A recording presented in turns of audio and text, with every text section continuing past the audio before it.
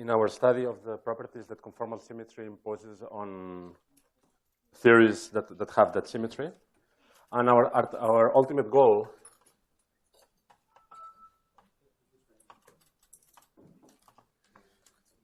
is to extract the physical properties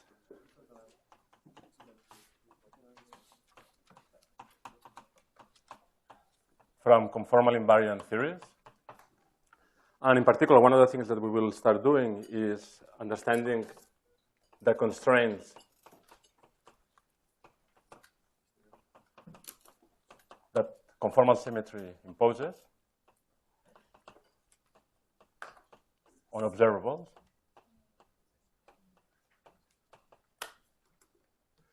in the theory, and two, to determine the observables. How to use symmetries and some other properties that conformal field theory has that are very special to determine exactly the observables, at least in 2 dimensions.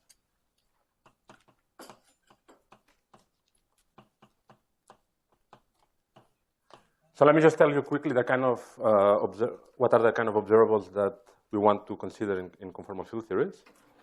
So some of them should be fairly clear. One of them will be just the correlation functions, I mean, from the discussion from yesterday. The correlation function of local operators. So we're going to take, say, n operators living at points x1 to xn, and we'll be interested in computing the correlation function of these operators as a function of the various positions of the operators, as well as it will be a function of the dimension of the operators and the other basic properties of the CFT that we want to extract. The other one will be correlation functions. These perhaps are less familiar to you. Correlations of non-local operators. So these operators that I wrote down here are supported at points in space-time. But conformal field theories, well, field theories in general, but conformal field theories in particular, can have operators that are supported on curves, some curves C in space-time. And you can sprinkle some local operators if you want. And one of the things that we will want to do is to compute the correlation function of these loop operators. So these are operators now supported on curves, not on points, with, if you want, with local operator insertions in the plane. And also the other thing that will be very interesting and that has many applications to condensed matter physics is to consider the theory, the critical theory, not in a full space, but in a space with a boundary. So we will consider, for example, a theory in the upper half plane, okay?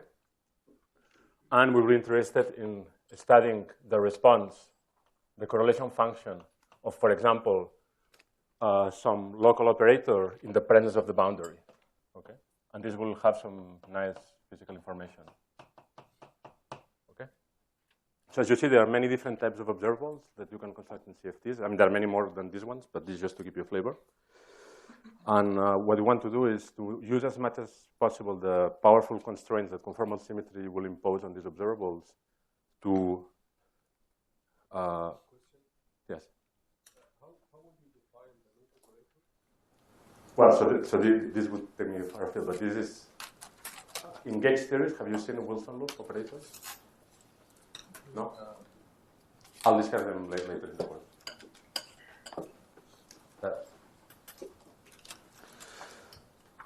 So now essentially what I want to do before we can really use the powers of conformal symmetry to constrain the form of these correlators, first we have to understand in more detail what conformal transformations are. So that I'll start by doing that, and then eventually we will work towards this kind of, so this is kind of the target.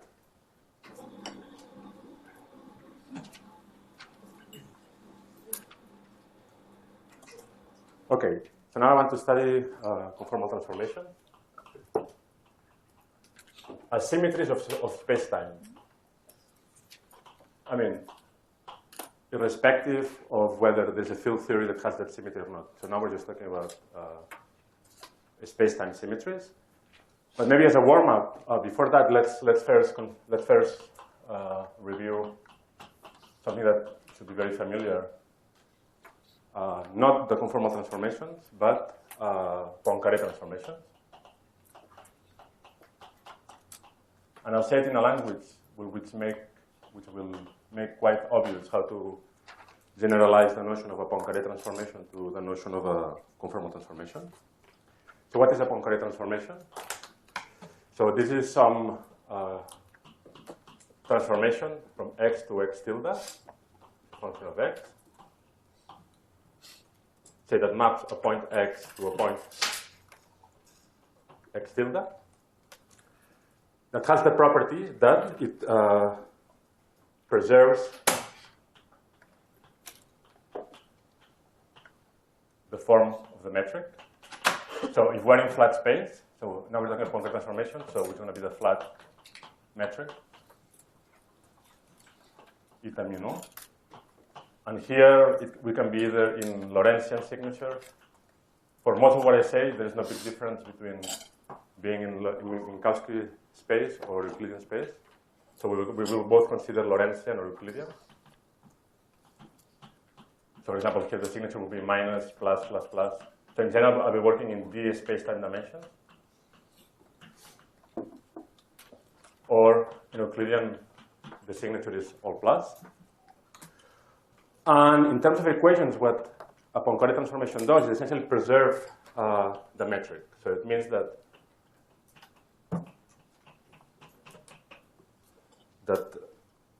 the following is true.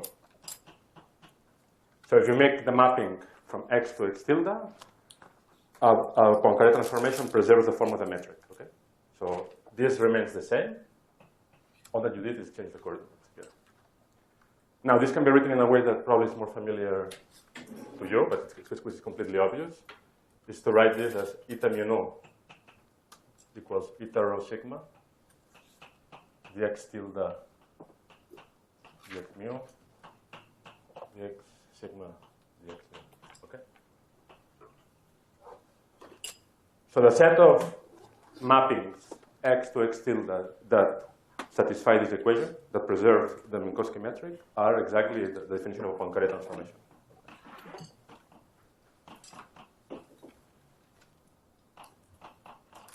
Which are the, another way of saying it is that Poincaré transformations are the symmetries of flat spacetime.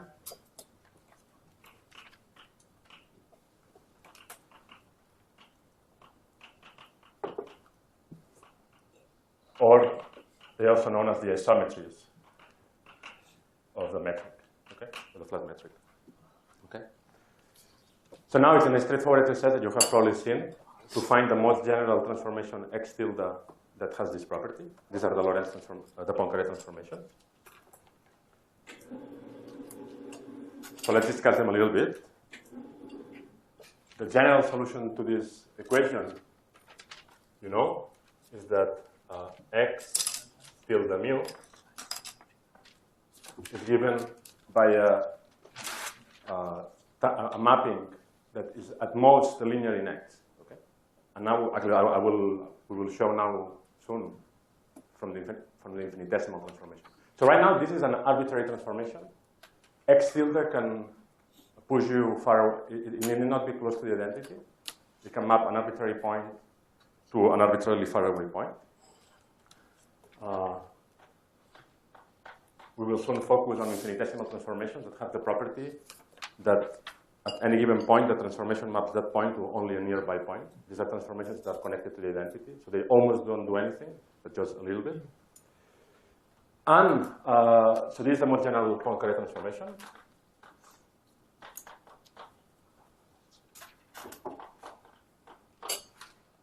This guy, of course, you know what it is. It's the parameter associated to translation, space-time translation. And this parameter is associated to Lorentz transformation.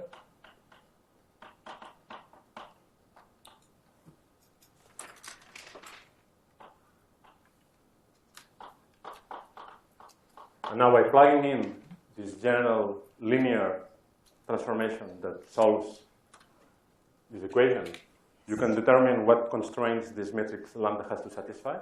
And in particular, what you find is just by plugging this into this equation, you find that eta mu nu is eta rho sigma, lambda rho mu, lambda sigma nu, which is the usual constraint that you know that a Lorentz transformation has to satisfy. Written in matrix form, this equation is just a statement that you have a rotation, or generalized rotation, lambda, that preserves the metric. Okay? So if eta was just in Euclidean space, just the identity matrix, that would be exactly what an orthogonal transformation would do. An orthogonal transformation is a transformation that preserves the identity. If you are in Lorentzian signature, a Lorentz transformation is a transformation that preserves the Lorentzian flat metric. Okay? Good. And now, and this group of transformations, you know what it is. I mean, this has a name. So in 4 dimensions, just to be concrete, and in Lorentzian signature, this would be the group 013. Typically, in quantum field theory, relativistic quantum field theory, all that we require is that the field theory is invariant under the transformations that are connected to the identity. So another way of saying it is that this group of transformations, so something I should remind you, of course, is that the set of all Poincaré transformations form a group. That's called the Poincaré group. And the Poincaré group has different components. One that has the property that the determinant, so from here it's obvious that the determinant of lambda is either plus or minus 1. And the transformations that, so this Poincaré group has 4 components. One in which the determinant is plus 1, and the 0,0 component of the transformation is positive. This is the usual connected part of the Poincaré group, and this is in this case of the Lorentz group. And this is the part that should be a symmetry of all quantum field theories. And this is sometimes called the proper orthochronous Lorentz group. This includes all transformations that are connected to the identity. So namely, these are transformations that by moving parameters, you can go back to the trivial transformation. But then there are other important components that involve discrete transformations that are not connected to the identity. And you know what they are. These involve parity, P, let's call it P, time reversal, P. So parity, of course, acts by reversing the 3 special coordinates, and time reversal reverses the time coordinate. And then you have PT, this is the product of the 2, that reverses all coordinates. Okay? And a quantum field theory only has to be invariant under the connected part of the Lorentz group, and it may or may not be invariant under P, T, or PT. For example, in the standard model, it's not invariant under parity, and there is no problem with that. Okay. Actually, any quantum field theory, but that's just as a comment. Any quantum field theory has to be invariant under the proper orthogonal Lorentz group, but also under CPT, where C is charge conjugation symmetry. But let's not worry about this now. Okay. Good. So now what I want to do is to explore, in analogy with Poincaré transformations, the similar structure that the conformal transformation will have. We'll now write down what the conformal transformations that preserve the metric up to scale R, and we will see that, again, conformal transformations can be encoded into a group that has different components, and then we will study the physical properties of these transformations. Okay? Any questions about this? This should be mostly review, I think. But If not, let me know. Now what I want to study is, again, let's consider transformations.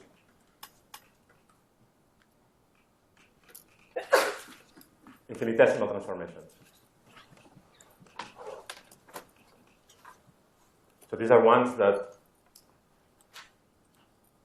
map a point x to a nearby point, x tilde. We're going to parameterize as x plus some vector psi. So I want to put all the indices like that. Okay? And we'll think of the psi, the function of x, as a very small parameter.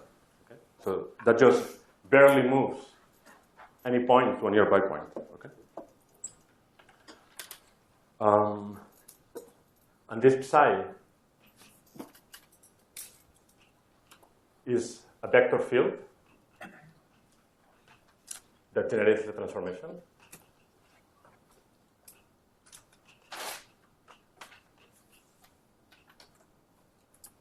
Okay. And now I want to study what properties it should have. So now all that I have to do is to understand the properties that this infinitesimal vector field has to satisfy. All that I have to do is plug in this infinitesimal transformation into the definition of what an isometry is. Okay? Yes? Why did you write the psi as psi d mu, psi d mu? Because, I mean, that's how a vector field looks like. It's a derivative with respect to, if you have a very infinitesimal transformation, it's generated by motion on the tangent space, and that's just a derivative. Okay, so you like expand x mu tilde. Sorry? So if you expand x mu tilde as a function of x mu. Yes, so that's what I did. So this is an expansion, and now I have to tell you what is the functional form of chi that it has to have in order for it to be an expansion. So now all that I have to do is plug in into that equation. So let's just do it in some detail, and then for conformal transformations, I will not have to go through so many details.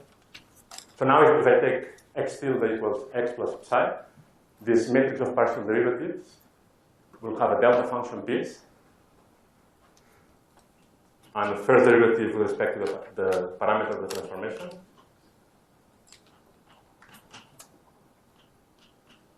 Okay? All I have done is just plug in that there. And now what I want to do is to analyze the equation. Remember that psi is infinitesimally small, so I have to analyze this equation to order psi. So let's start with order psi 0. Order psi 0 is a triviality, just tells you that eta mu nu equals eta mu nu. The order 0 term is arrived by multiplying eta with this Kronecker delta, while the order psi transformation looks like d mu. So essentially arises by looking at the cross terms here. So just d mu psi mu plus d mu psi mu equals 0. So this is the constraint that an infinitesimal Lorentz transformation, Poincare transformation, has to satisfy. And now it's really very easy to extract from here. And tomorrow in a tutorial we'll do something similar to that for the, not for the Poincare transformations, but for conformal transformations. It follows immediately from this that this psi is annihilated by two derivatives. This is just really two lines to prove from here to here that I don't want to do it. So that tells you that infinitesimal Lorentz transformations, I mean, it confirms something that we already knew even for finite transformations, but it tells us that this psi mu is at most a linear function of the coordinates. Okay. So it tells you that psi mu equals a mu plus omega nu lambda x lambda. Okay? And now if I plug this back into the equation, we get the constraint that we know a lot, namely that this matrix has to be antisymmetric. Okay? Very good. So what are the total number of generators that leave the flat space metric invariant? Well, we have, let's count. So number of parameters. the number of parameters we have, A is a d-dimensional vector, so we have B from here. And then we have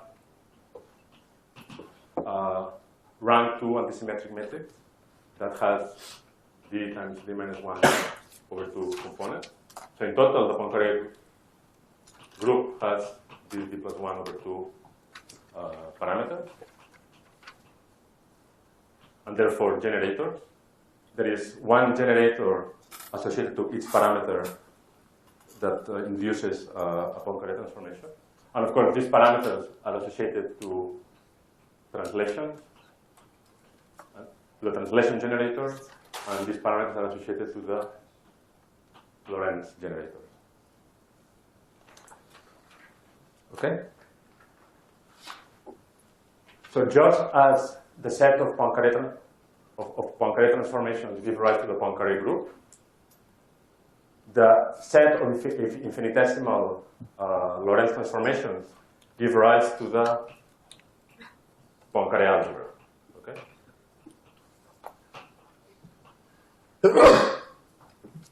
So this is something that I think you know, that finite transformations form a group, but if you look at transformations that are close to the identity, very small transformations, the physics of the transformation is encoded into the associated Lie algebra. Okay? And now, how do we compute the Lie algebra? You can compute the algebra of Poincare transformations. So you want to compute now the Poincare algebra?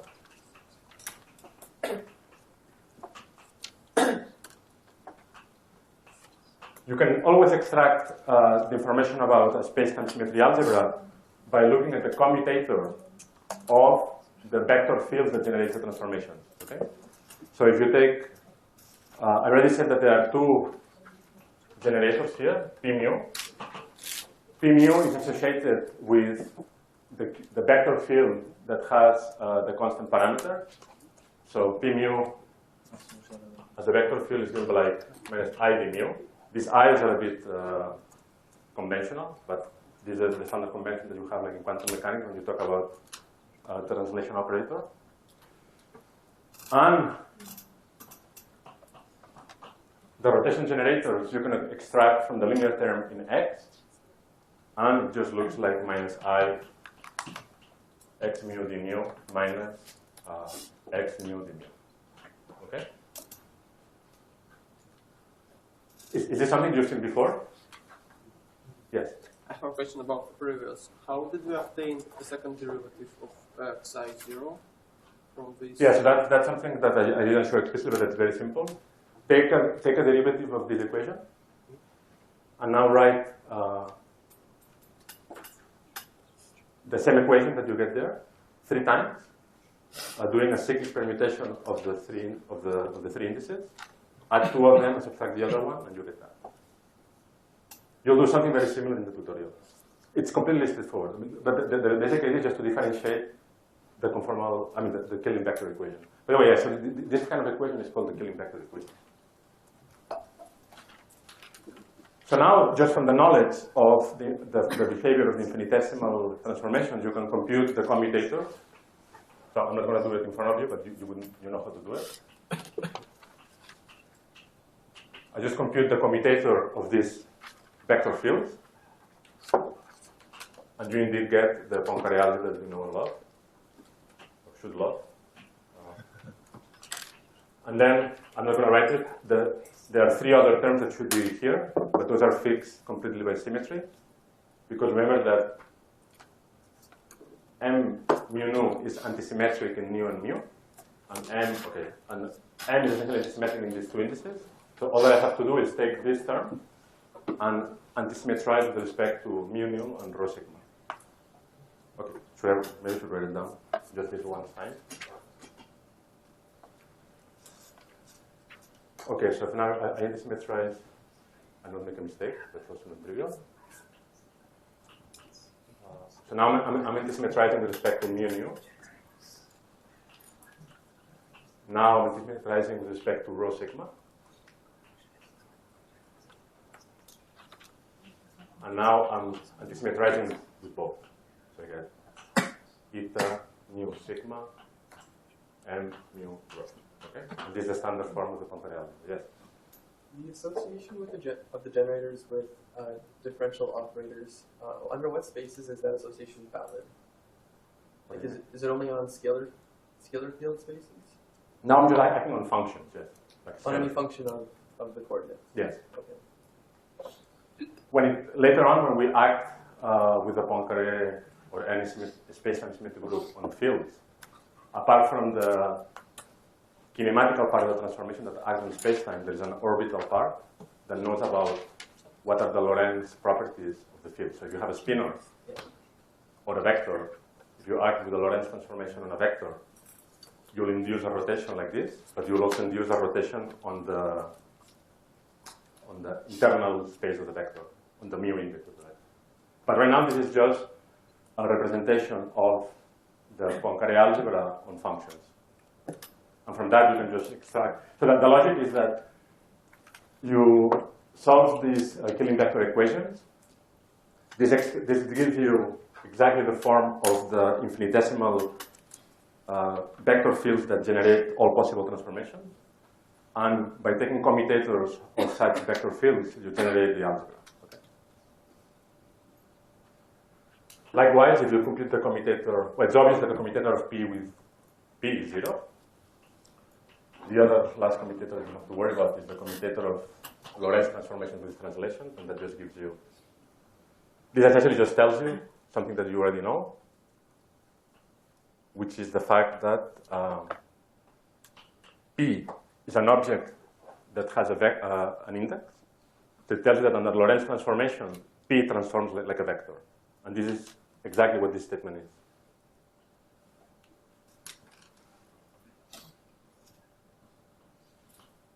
It's just a statement that P transforms as a vector under rotation, because it's a vector. Okay, so this was for infinitesimal transformations. As you know, in order to get from an infinitesimal transformation to a finite transformation, you have to do something that we also do in life. So if you want to get very far, you have to do very small steps. So all you have to do is do very many infinitesimal transformations. And that essentially corresponds to exponentiating the transformation. Okay? So to go from here to a finite transformation, you have to exponentiate this generator. So you want to have a finite Poincare transformation.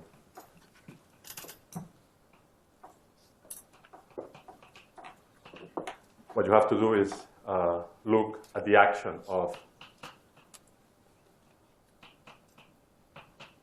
this is something you know from quantum mechanics. When you do a finite translation, you have to exponentiate the derivative. But this is a general statement. So this group element will generate a finite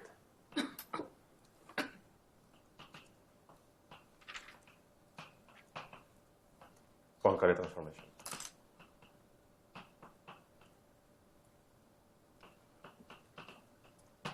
Okay. Is this clear? It should be mostly things that you've seen already. But if not, I can answer. Okay, so this was a story about Poincare transformations. The thing that we're really interested in, and that we still do not have yet much intuition about, is what's the story with conformal transformation. But I already explained in the first lecture that a subgroup of a subset of the conformal transformations are the Poincare transformations. So that's why I wanted to start with this, which should be mostly familiar.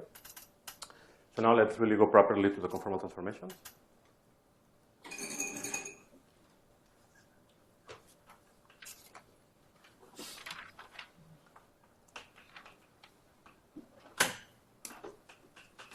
So the idea is very similar to this. That's why I started from here.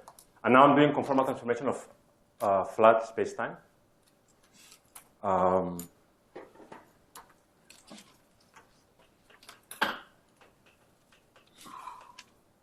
Something that I did not mention, but hopefully you have some, you've seen in the GR course. Maybe we may just mention it quickly.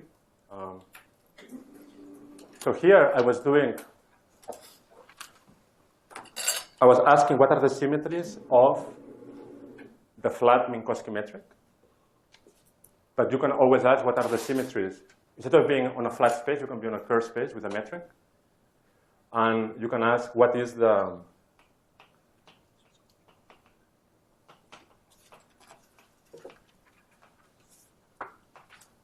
you know what? Let me not do this. Maybe I'll leave this for an exercise.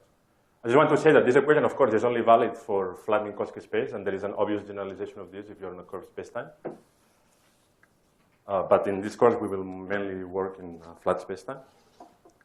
But I want you to think, or maybe a good exercise for you is to think how would you modify this equation if eta was an arbitrary curved metric, okay? And what would be the corresponding, if you look at the infinitesimal transformations, what would replace that equation?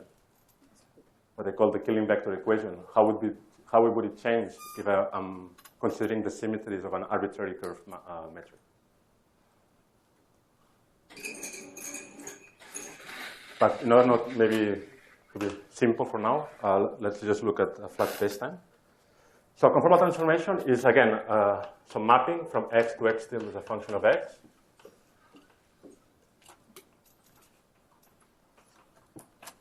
That has the property that it leaves the metric invariant up to a scale factor. Okay. So in equations, all that it means is that instead of just of these line elements to be the same, they can differ precisely by a scale factor. Okay. So in equations, it means that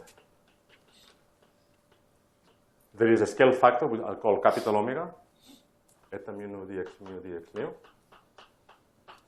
equals eta 0.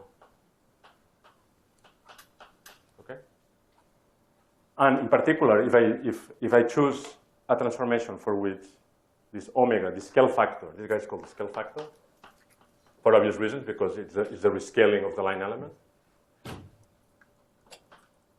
If the scale factor is the identity, you go back to what we already seen, which is the Poincaré transformation. Okay. So now let's study this in a bit more detail. I can write this in a fairly clear way.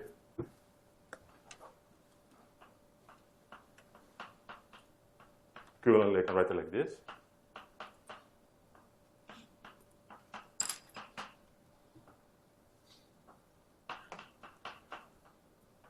Okay.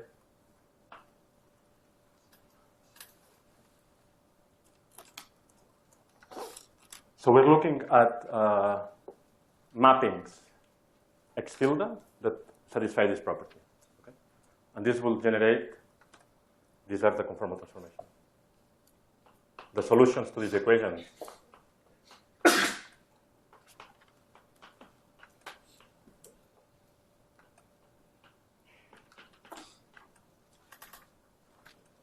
are the conformal transformations.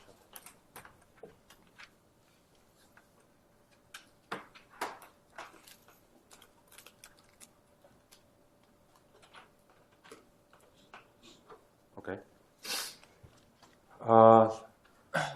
Any questions about this definition? It's a slight generalization of the notion of an isometry, which is a transformation that preserves the metric to a transformation that preserves the metric up to a scale. So now in order to develop some intuition about conformal transformations, let's first start with infinitesimal transformations. So now let's analyze infinitesimal conformal transformations. Again, these are transformations that are close to the identity. Okay. So all that I will do again is to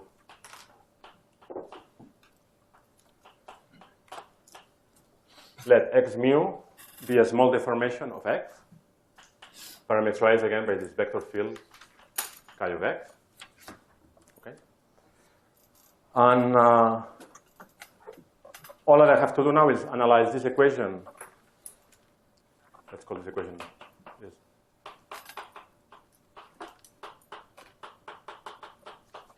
To linear order in psi. Okay? Excuse me. What's the meaning of that? The scale factor be a function of x itself? I mean, what functions are possible to be, for example, any function. So we'll find them. Right now, we will find the most general solution to this equation. I haven't told you what this omega x is. We'll find what are the most general solution to this equation. So it might be, for example, sine of x, for example. Sorry? Sine of x. Is it possible for? No, we'll see that that's not the case. I mean, you have to consistently solve these equations. So there will be a very specific set of x tilde, a very specific set of chi's that will generate a very specific set of omegas. It's not otherwise it will be not sufficiently restrictive. I mean, just like the Poincare transformations are finite dimensional, when there's a finite number of generators, in dimensions bigger than 2, the number of independent transformations that you can make here that solve this equation is also finite dimensional. So you don't have complete arbitrariness in choosing this. Any other questions?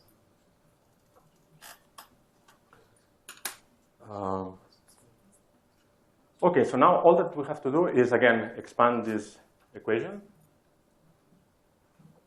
And this guy will be small. Also, omega. Of course, if I'm doing an infinitesimal transformation, the identity transformation is an isometry. So that means that omega will also have an expansion in a small parameter. 1 plus little omega x, which will be small. And now I just have to expand this equation to linear ordering in psi. So to order psi 0, you get again a trivial equation that eta mu nu equals eta mu nu. And now the calculation is exactly the same. That's why I did it. It's exactly the same as the calculation I did somewhere here. Okay.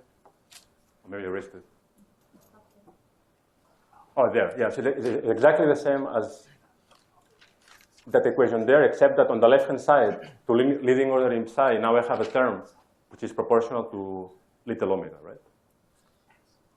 So what you end up getting is that to order psi,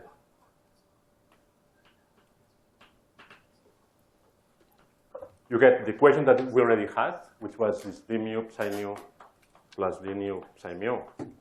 But now instead of having 0, since the right-hand side, in that case, the left-hand side, the right-hand side here has a non-trivial piece to order psi, you get here 2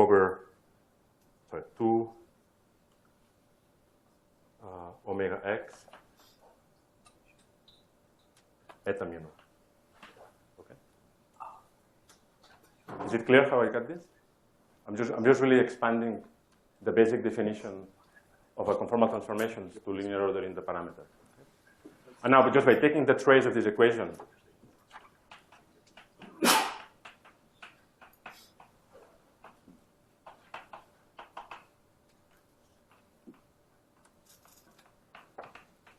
which means contracting both sides with upper eta mu nu. That tells us how this omega is related to psi. It tells us that if I just contract with the metric, I get that twice the gradient of psi equals 2d times omega. So that from here we extract that omega of x is 1 over d, the gradient of psi. Okay. Oh. Okay, let me do it. So that means that the equation that we have to solve, which is called the conformal Killing equation,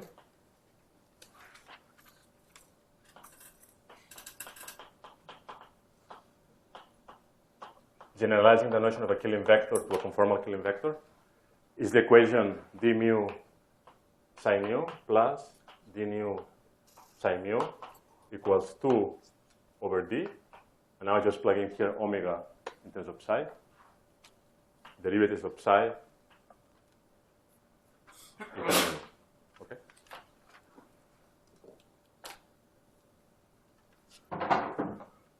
Any questions about this? Yes. I don't understand why did you expand omega capital as 1 plus omega small? Because I'm making what I was arguing is that it's an infinitesimal transformation. So it's very close to the identity. The identity transformation does not rescale omega. So to leading order, omega is just 1. And if anything, you will have a small perturbation away from the identity. Okay.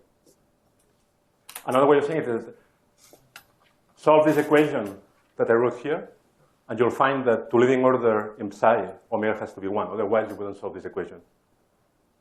Any other question? Yes? How do you know that the omega and psi will be of the same order? And that omega... I'm deriving it. I'm deriving it from this equation.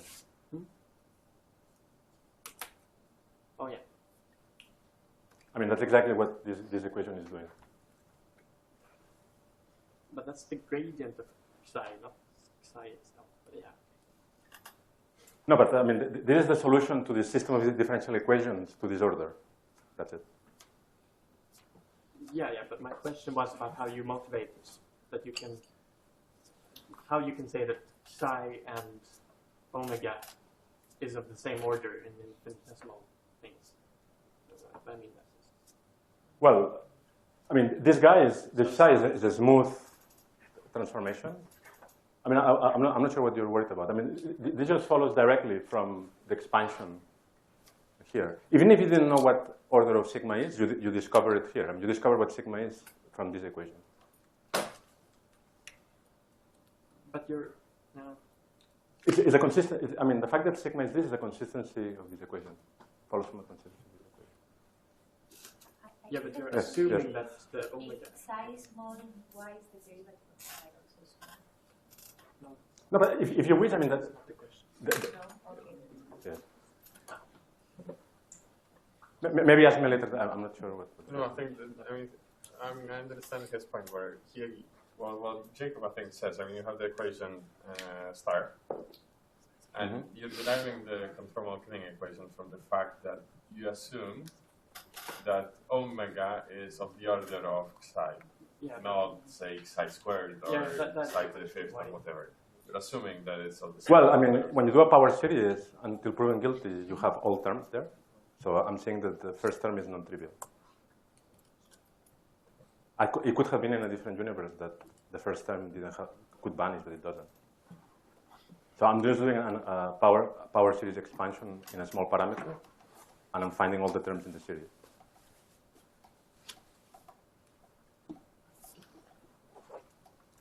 More questions?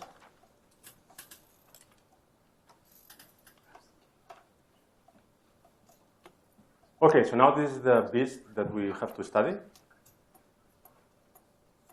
Essentially, we want to find all solutions to this for flat space.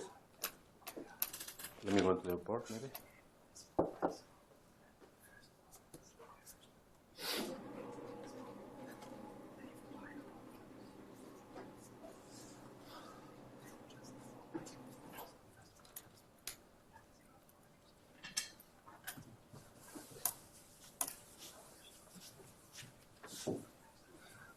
And now I'll mention it, and I want you to go and think about it.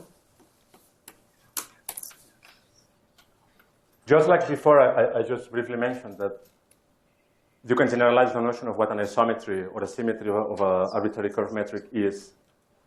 The same is true for a conformal transformation. Given a curve metric, you can always ask what are the set of transformations that preserve the form of the metric up to a scale. And if you are really motivated, I want you to try to do this exercise.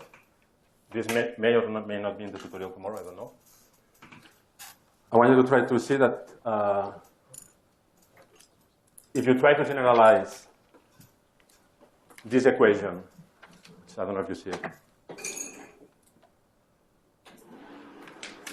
So this was the equation, of course, was for Minkowski space, right?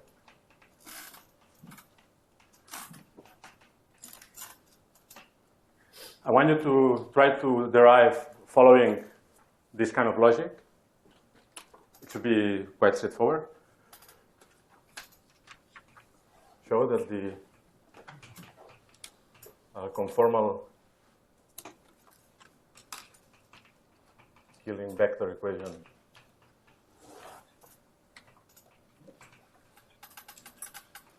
preserving the metric, the curve metric,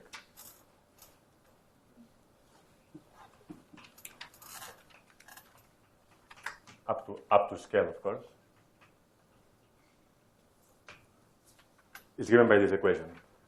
Essentially, it's an obvious equation. It's essentially the covariantization of that equation. That equation is very special to flat space. So the way you would covariantize it is by making all derivatives covariant with respect to the curve metric. So what you should get is this.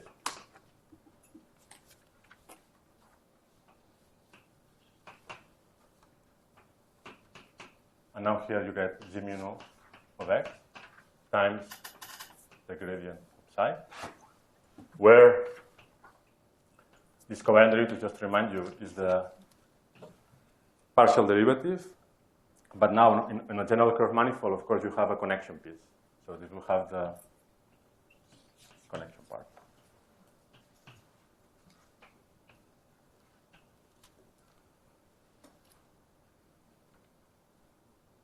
Okay. Very good.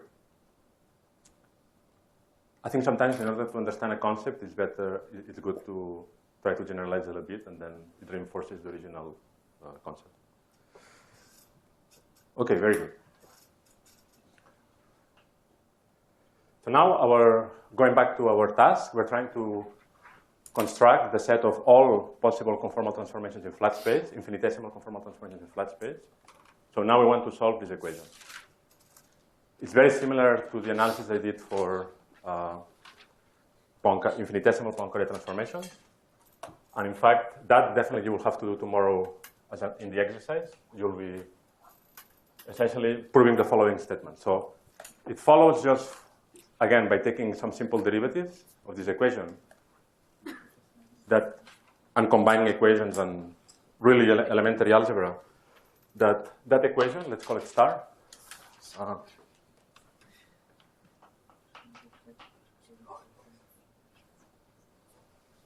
You used star before. double star squared. Thank you. It follows from this equation that the Killing vector, the conformal Killing vector, is actually now annihilated by three derivatives. That's nice. That already tells us that the set of conformal transformations will have to be finite dimensional. Why? Because the most general psi that I can write down is at most a polynomial of degree 2 in the coordinates. And that's, of course, finite dimensional. Notice that this is a degree of a polynomial 1 degree higher than for Poincare transformations. For Poincare transformations, what I showed before is that it was a polynomial of degree 1. Now for conformal, it's a polynomial of degree 2. Okay?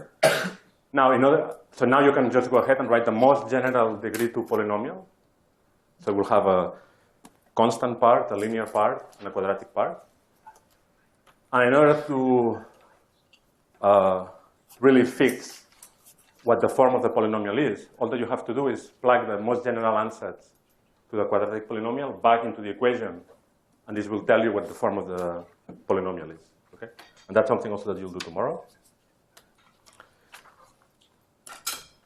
So the general solution to this exercise of plugging the quadratic polynomial into that will give you that there are a total of 1/2 z plus 2 times z plus 1 real parameters. What the hell is that? Let's listen. It's okay. Happy birthday. I don't have that beautiful voice, sorry.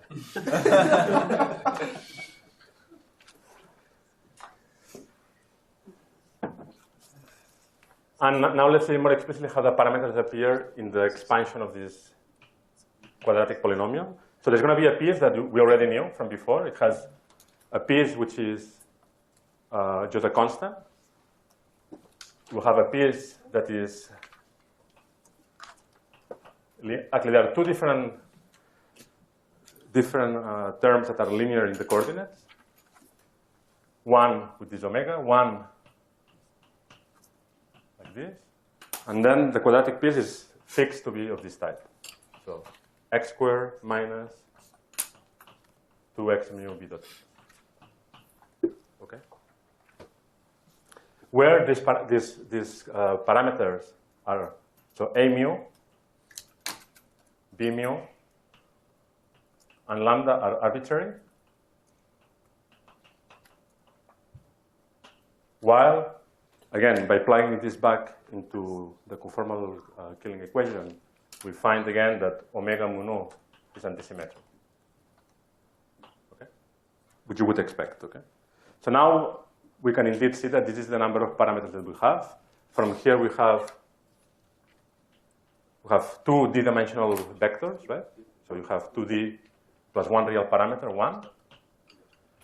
And here we have a d-dimensional, a rank 2 d-dimensional antisymmetric matrix that has d times d minus 1 over 2 parameters.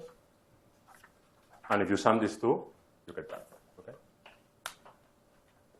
So in dimensions higher than 2, the set of conformal transformations is finite dimensional. There are a few more than the transformations that you would have in a Poincaré transformation. In a Poincaré transformation, it's obvious that the Poincaré transformations are the ones here. So conformal transformations have d plus 1 parameters. It has one transformation parameterized by lambda and another transformation parameterized by a vector v. Okay? And one of the goals will be to understand more precisely what these transformations are. Okay?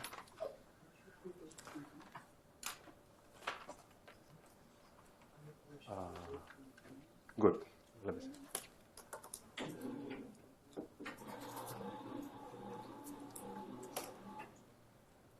So can someone tell me what this transformation does? I mean, just rescales. And the other one does some crazy thing that we will develop some intuition for in a second. Yes? The last term in the equation, why didn't we contract x with a not b? Why didn't I? What? In the last term in this. Oh, this one? Yeah. That's what you get by plugging it back into there. And that's something that you have to derive tomorrow. But it's completely straightforward. It's not a mystery. Any other question?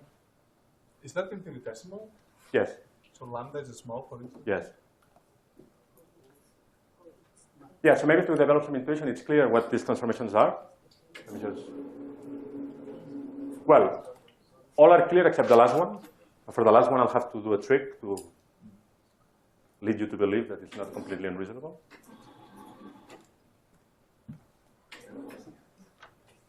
So it is clear. So let's analyze a little bit all of them.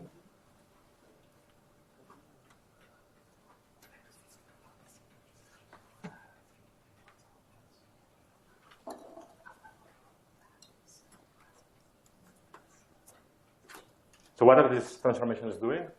So the one that's parameterized by a mu. So for each parameter, just like for the case of the Poincaré group, for each parameter that appears in the conformal Killing vector, there is an associated generator that generates that transformation. So associated to a mu, we have translation.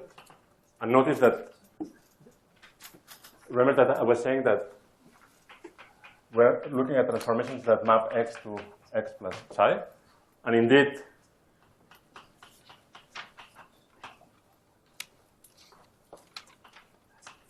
that's what we get there. For omega mu nu, we also recover the thing that we know. You get a Lorentz transformation that map x mu to x mu plus omega mu nu x mu. the transformation parameterized by lambda.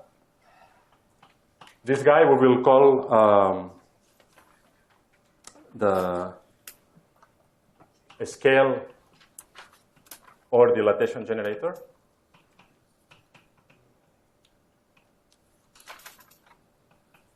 And this should be obvious because it maps x mu to x mu plus lambda x mu. So all that it did is do a rescaling of the coordinates. Okay, that's what we call it a dilatation or a scale transformation. And the last one, which is parameterized by a vector,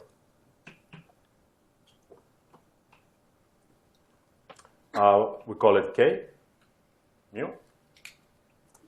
And this has the name of a special, it's not a very creative name, special conformal transformation.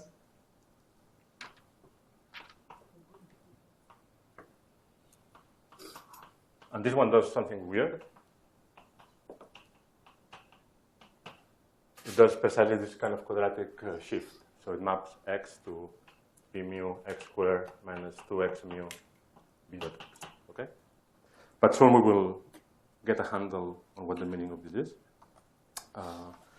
Okay, so something I should mention is that what I'm writing here crucially depends on the fact that I'm dimensions bigger than 2. We will see later in the course that in 2 dimensions something very, very special happens. Essentially, we will, in 2 dimensions, the set of conformal transformations goes from a finite dimensional space of generators to an infinite dimensional space. And that's behind the richness of conformal field theory in 2 dimensions. And that allows us to solve many of the properties. But we will discuss that later. For the time being, let's stay in the generic case of arbitrary dimension. But why can't we see this by looking at our calculation? Yeah, you can see it. You can see it. So let's see it. Let's look at this equation for d equals 2. Or where do I do it? Let me do it here, yeah. I keep losing my... Okay, sorry.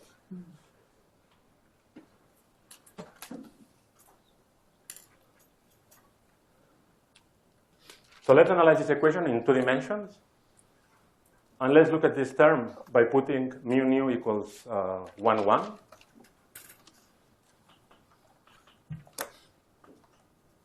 Okay, mu nu equals 1. From here we get that twice A1 psi 1 equals A1 psi 1 plus A2 psi 2. Okay? This is just the equation that A1 psi 1 equals A2 psi 2. Now let's analyze this equation for mu equals 1 and mu equals 2. In this case, of course, the right-hand side vanishes, right? Because that's a flat metric. And from here we get d nu psi 2 equals minus d tu psi 1. Okay? So the set of equations that you get are this.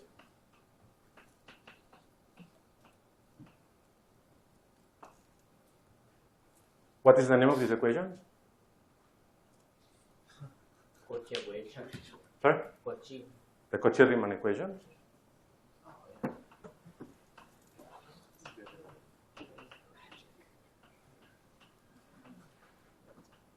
And in order to see what they imply, you can introduce a complex, organize psi 1 and psi 2 into complex parameters, define complex coordinates. That's the power of 2 dimensions, that you have complex analysis. And then from these equations, it implies that the anti-holomorphic derivative of psi vanishes. Okay? So what this tells you that a conformal transformation in 2 dimensions is generated by an arbitrary holomorphic function. So any function. So the transformation can be generated by any transformation that maps z to an arbitrary function of z. Okay? And there's an infinite number of such beasts in 2 dimensions. We'll come back to this when we study 2-dimensional conformal field theory, but you see that it was, in fact, much easier to see it in 2 dimensions, to solve this in 2 dimensions than in higher. Yes? But now you used an Euclidean metric, right? Yes, I went to Euclidean space. That's fine. Yes. Yeah. Yeah. So if you don't do that, then you get anti-Cauchy. Well, then you get either right moving waves or left moving waves.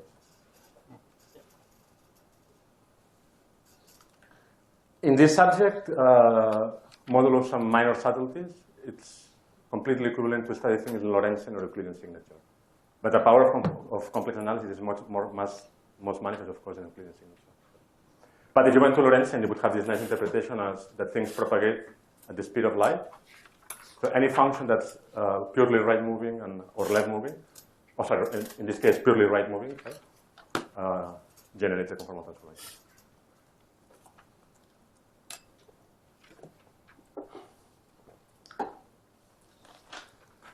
Okay.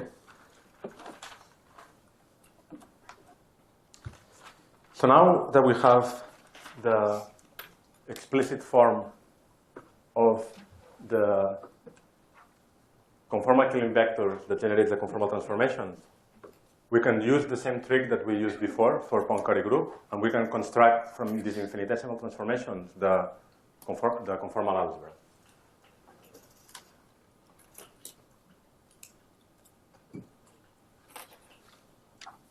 And the way you do it is, again, is that if you do the commutator of two consecutive conformal transformations, you get a third conformal transformation. And that tells you what the algebra of transformations actually is. Okay? So let me just write it down once.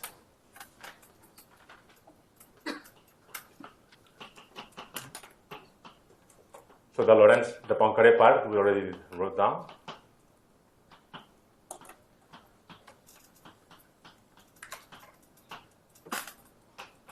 The dilatation is x mu d mu. And the special conformal transformation is this slightly ugly looking thing.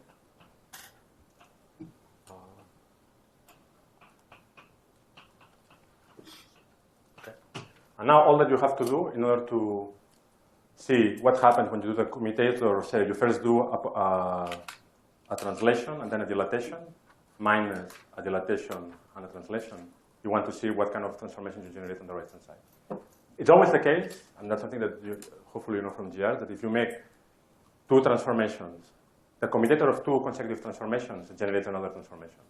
Okay? And now we want to just find out precisely which transformation you get. Okay? So doing this exercise, which is completely straightforward, you get a list of commutators that generalizes the Poincare algebra. And I would say that almost all of them are completely intuitive. And I think there's only one that's a bit subtle, that you have to do the computation to really understand why the answer is what it is. So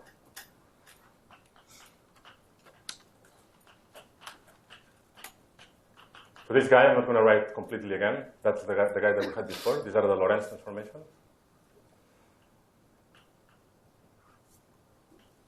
Plus three terms.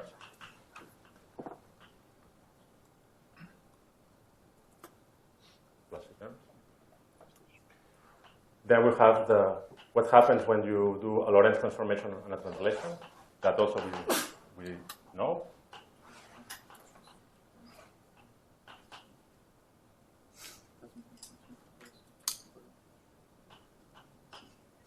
Okay. So now we have to start thinking of what happens if I look at the commutator of a Lorentz transformation with a special conformal transformation. So can someone guess what the commutator of this will be?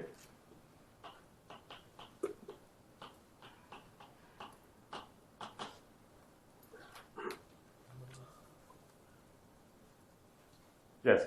Hopefully it will tell us that k is a vector. Yes. So it will be the same as for p. It will be exactly the same as this, just replacing p by k. Exactly. Good. So if you wish, this commutator tells you just something very kinematical, that k is a vector. What do you think the commutator of Lorentz transformations with the dilatation should be? 0. 0 because it's a scalar, so it doesn't transform under So of course, I'm not going to write all the zero commutators because it takes me 3 blackboards. But so good that that guy is 0. Again, this guy is just Poincaré, right? Now we come to the more interesting guys.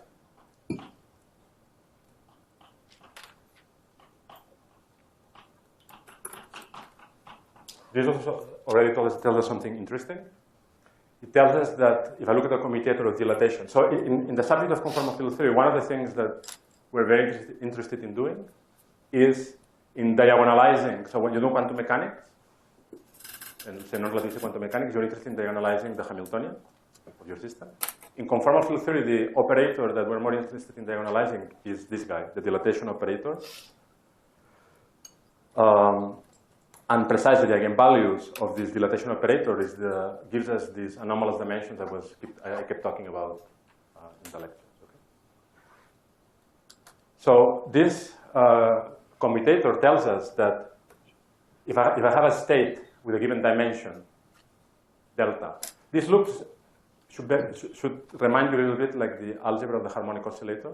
You have a Hamiltonian, and you have A and A dagger, and you have the Hamiltonian times A dagger gives you back A dagger.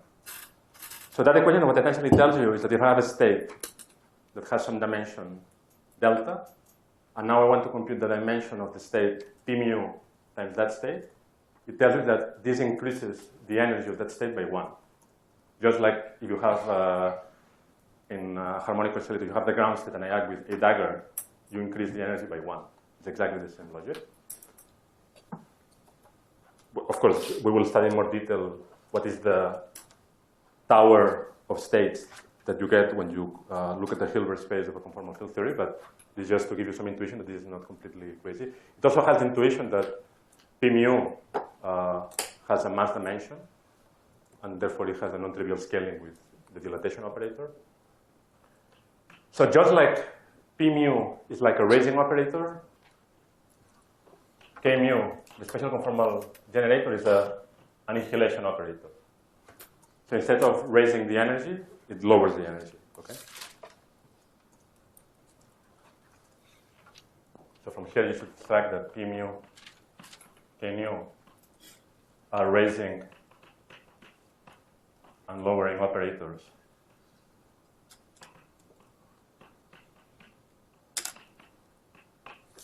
For the dilatation operator. And finally, the one that's more peculiar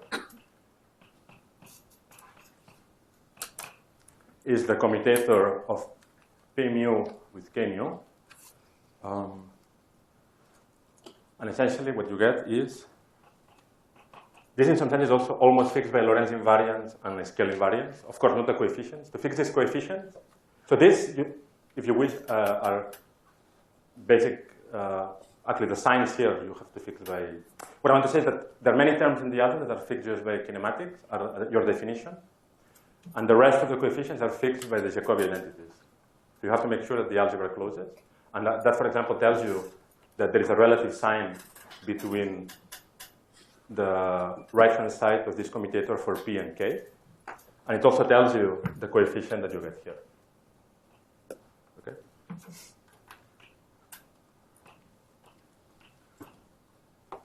You know what the Jacobi identities are? Yeah? Okay. So this is the full form of the conformal algebra. Okay. And part of what we will do in this course will be to extract as much physics as possible from studying the properties of this algebra and the way it acts on the Hilbert space of the conformal field theory, how it acts on the correlation function of the theory, and so on. Can I have a question? Does the last commutator has an interpretation? Well, so yes. I mean, this guy essentially has opposite dimension. So the guy that can write on the right-hand side is something that has to have no dimension. And the only guys that have no dimension is the and eta mu nu. It has to be Lorentz invariant. So what are the two possible Lorentz invariant things that you can write down? It's essentially you can only use the metric and the Lorentz transformation. But essentially, the guess that you would have written down is just based on the fact that on the right-hand side, you can only write down objects with zero scaling dimension. And so some of the things that we will do is study in detail this algebra to extract lots of powerful information.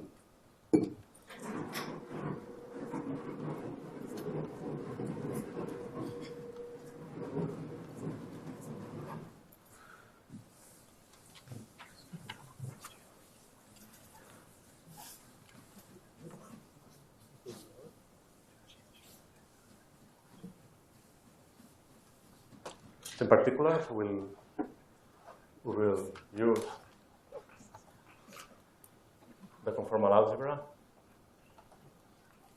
to do several things. Two of them that are particularly exciting is, on the one hand, we will find bounds in the spectrum of the dilatation operator, which is kind of the Hamiltonian for conformal field theories, that follow from very basic consistency conditions of quantum mechanics. Just imposing that the Hilbert space, the theory is unitary, that follow from unitarity. So demanding that the norm of all your states is positive definite will, without knowing anything about the CFT, about what the actual theory is, will tell us that the dimension will have to be bigger. For example, for a scalar field, just to give you an example. For an operator which is scalar and the Lorentz transformation, we will find that the dimension has to be bigger than d minus 2 over 2. Okay? And we will derive other such type of powerful bounds. And the other thing that we will use, of course, is to constrain the form of the correlation functions. So we'll use it to study the Hilbert space, but also the form of the correlators. Correlation.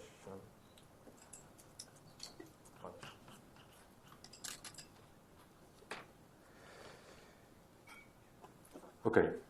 Something else that let me just mention because I think it's useful and interesting. Or maybe, but I'll just say it quickly. You can check for your own. Is that this crazy-looking set of commutation relations can be packaged in a way that is, that looks exactly like something that you already know.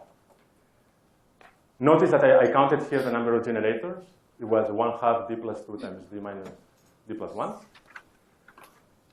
So it turns out that this algebra is completely the same, isomorphic, to the algebra. Okay, SO2, D, if you're in a Lorentzian signature, or SO1, D plus 1, if you're a Euclidean signature. Of course, the number of generators matches, otherwise they couldn't be isomorphic. But more, you can find explicitly what the relation between the canonical generators of these orthogonal algebras and the conformal generators are. Recall that this algebra, this orthogonal algebra is generated by an object that has two indices, which is antisymmetric, where M goes from mu. So M will go from mu, which is our 1 to D that we had here. But we added, or D minus 1. Now we add 2 extra dimensions, right? This algebra will satisfy essentially the same algebra as the Lorentz generators do.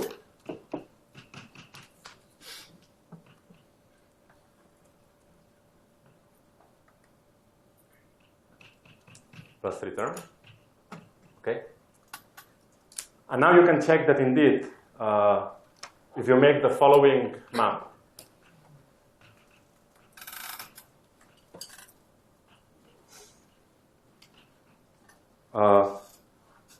if you say that L mu nu, so when you restrict your index set to the various values here, you get exactly those generators in the following way. So if you restrict to indices 0 to D minus 1, you get precisely the Lorentz generators.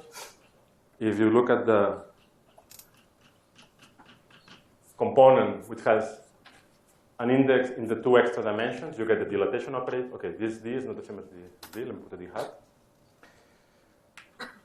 If you put one space-time and one extra dimension, you get 1/2 of P mu plus K mu. And if you put one space-time index with the other extra dimension that you group, you get 1/2 of K mu minus K mu.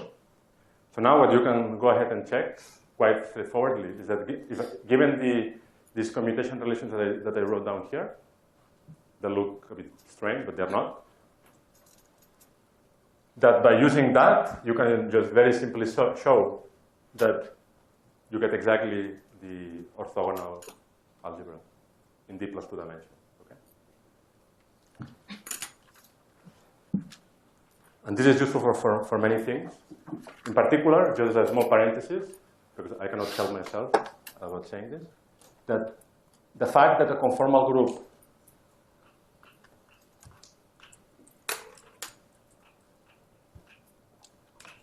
in D dimensions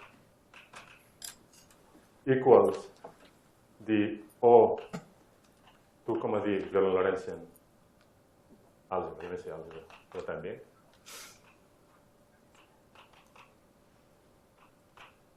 is the basic kinematical footing behind the thing I discussed very briefly yesterday, which is the ADS-CFT correspondence. It tells you the conformal algebra is, by definition, the symmetry algebra of a conformal field theory. And, well, this may not be completely obvious, but you will learn this if you take the explorations course. The OD, 2 are precisely the symmetries of ADS. So just like Poincaré symmetry, Poincaré transformations are the isometries of flat space, O 2, D are the isometries of a D plus 1 dimensional anti-de Sitter space. And this kind of the 0th or -1th order check that the ADS-CFT correspondence is not crazy. That both theories have exactly the same symmetry. Still crazy, but in a good way. Okay.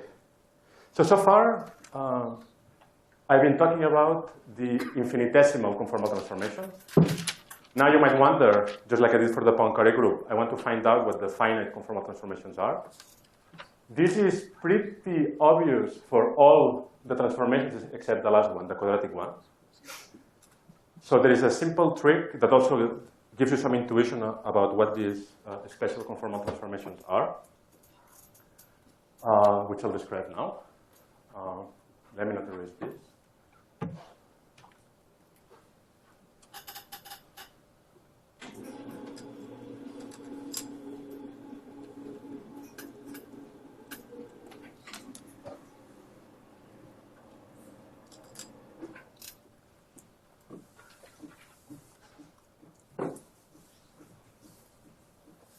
So far, I've been considering conformal transformations that are connected to the identity. Okay? So these are transformations that map a point to a nearby point. But now I'll write down a transformation which is not connected to the identity, and it's a discrete transformation from which we will extract a lot of intuition about conformal transformations. So consider the following discrete transformation.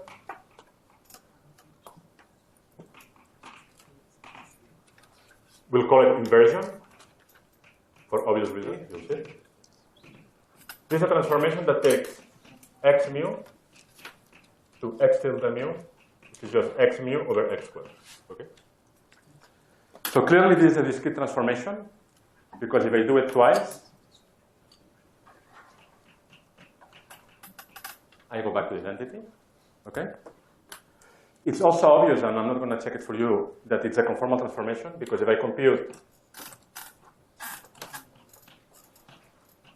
if I just go back to the original definition of what a conformal transformation is, you see that such a transformation preserves the form of the metric with a very specific scale factor, which you can compute very easily to be 1 over x squared.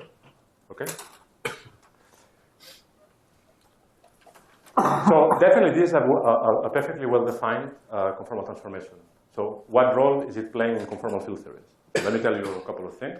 And how will it help us to understand the global properties of the conformal group? So far I've been discussing the conformal algebra. I want to understand a little bit better what is the global property of the conformal group. Just like it is useful when you look at Lorentz transformations to understand the difference between transformations that are connected to the identity and extra discrete transformations like parity and time reversal. Inversion is, has many features similar with parity in Poincaré. Okay? So as I said, there are two, let me say a couple of things. First, I is not connected to the identity.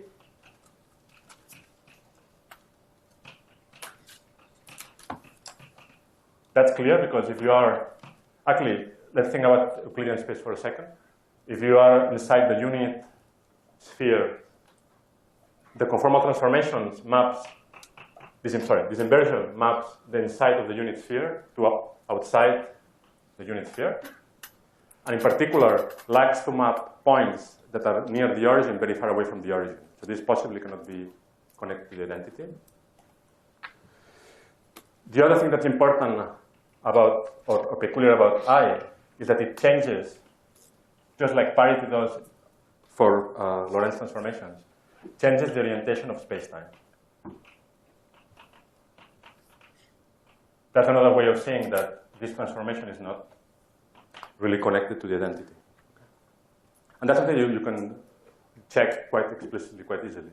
You can check that if I make this transformation, I reverse the sign of the orientation of the space, which is essentially captured by the Levi-Civita tensor. Okay, and now I make the following statement.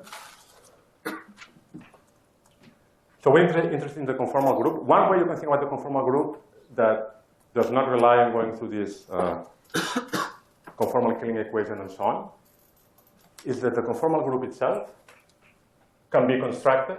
The conformal transformations can be constructed by combining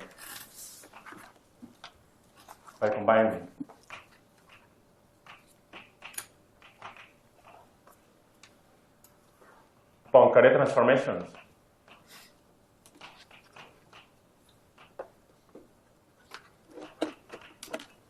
with inversion.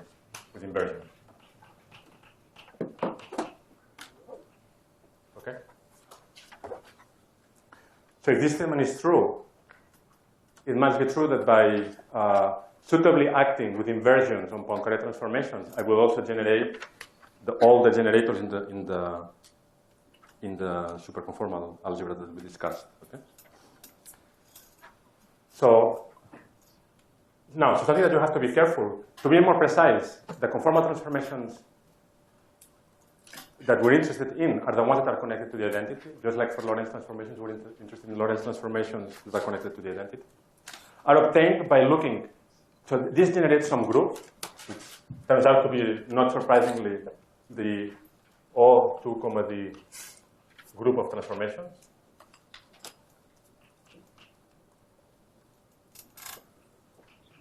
Strictly speaking, I should use a different letter for denoting the algebra and the group, but they're different, but they're, of course, they're closely related. One is obtained by studying the group near the identity.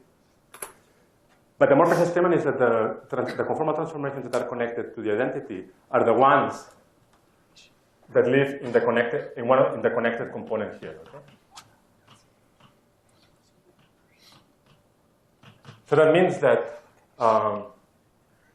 if I want to generate all the other generators in the conformal group by combining Poincaré transformations with inversion, I will have to add always an even number of times with inversion.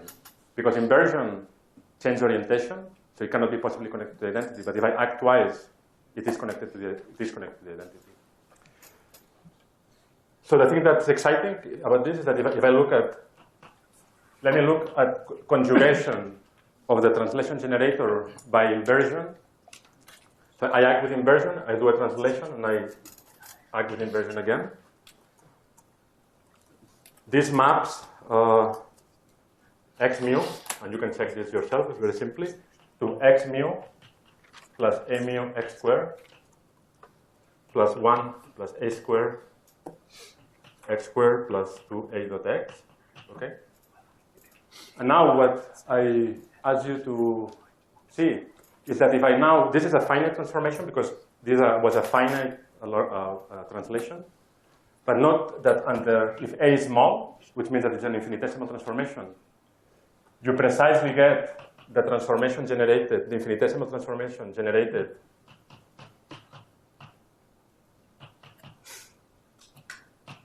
by a special conformal transformation.